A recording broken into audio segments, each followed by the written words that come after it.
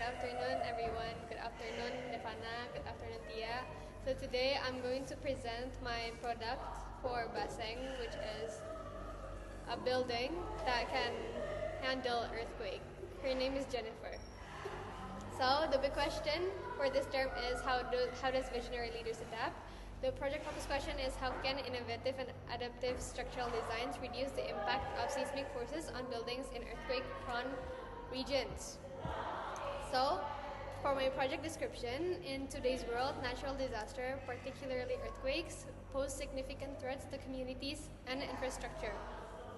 As a visionary leaders in engineering and design, I am tasked with developing innovative solutions that protect lives while ensuring sustainable development, which is why I made this very amazing design. As you can see, very amazing.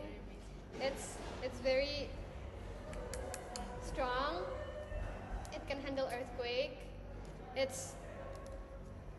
has lots of glue to handle earthquake. This project will challenge me and to critically and creatively explore how earthquake-resistant building designs can be improved or reimagined. I will consider not only structural integrity but also how these designs can be aligned with sustainable practices, minimizing environment impact while maximizing safety for the people who depend on these structures. So if you live here, you're gonna live. You're gonna live if you live in my structure because it's so good.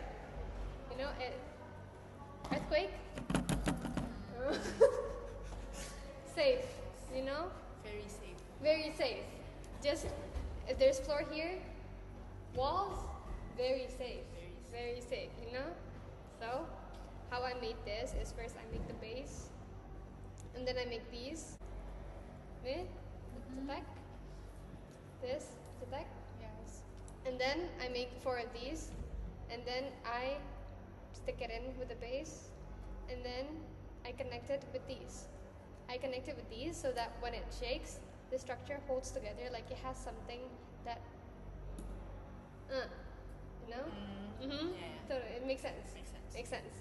And then I make the No, it's no. and then I make the top, the ceiling, and then I make another of these, make another of these, and I make another ceiling, make Where's another the of these. ceiling? This is the ceiling. Okay. Yeah, that's the ceiling. And then this is the final ceiling. Based on my calculations, there are about 64 sticks that I used in this, and lots of glue. Because if I don't use, look, yeah, it keeps it together. Very nice, you know? You want to try shake it? Yes, I'm trying again. Nice. Nice. Very steady. Wow, so good, so good. Yeah. Yeah, nice. So it took me about. So I made the first Jennifer. It was Jennifer 1.0. It took me a month to make it. It was double the size, but it was crooked. It was ugly. Nobody liked it. I used 100 sticks, and it was ugly. So the maximum is supposed to be 20 centimeters. Is this 20 centimeters? No, the lebar. But my Jennifer was 21, and Miss Arum doesn't want to accept it. So Mr. Agam helped me to try to cut it, but it doesn't. Jennifer is hopeless.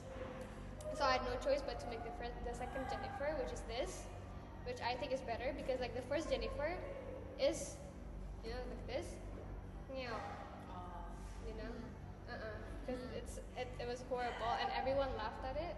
Everyone bullied my Jennifer, including Miss Arum.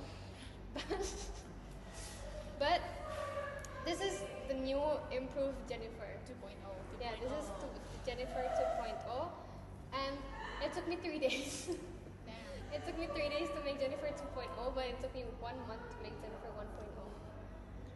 Good job. So, are you gonna take Baseng next? Yes. You're gonna take Baseng? Yeah, Me next too. year. No, you be IT. Okay. Yeah. Iya juga. Iya juga ya. Anyways, so my suggestion for you, if you want to make it for next year, is try to focus on one building first. Soalnya the minimum height has to be 30 centimeters. So my suggestion is you first make the first building, and then if you, Miss Arum said that it would be better if it's bigger, because like if it's thin, then it has most chances to fall down when being shaken, you know. So if you want, just like make the second one later after this is done, so that you can make it perfect. Yes. Thank you. Goodbye. Thank you, Tia. Thank you, Devana. Yes.